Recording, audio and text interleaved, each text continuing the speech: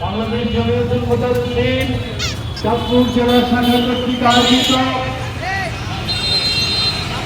ফিলিস্তিনের গাজাবাসীর জন্য সংহতি প্রকাশ